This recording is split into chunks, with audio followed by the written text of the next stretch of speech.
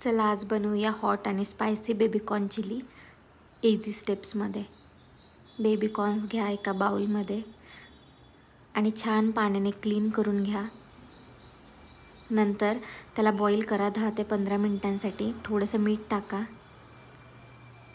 बेबीकॉर्नवरती cornflower टाका, chilli powder टाका, थोडं मीठ टाका आणि व्यवस्थित कोट करून घ्या आणि बाजूला ठेवा।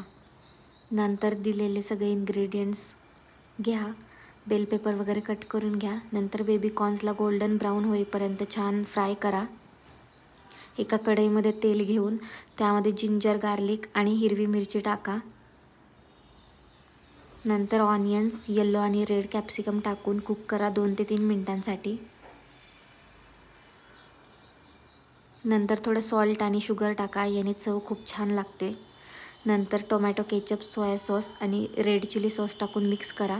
नंतर आपले फ्राईड केलेले कॉर्न्स टाका, थोडी कॉर्नफ्लॉवर स्लरी टाका आणि व्यवस्थित कोट करून 2 ते 3 मिनिट छान शिजवून घ्या। नंतर गार्निश करा आणि तयार आहे आपली हॉट आणि स्पायसी बेबीकॉर्न चिली। तुम्हाला ही रेसिपी कशी वाटली मला नक्की कमेंटमध्ये सांगा।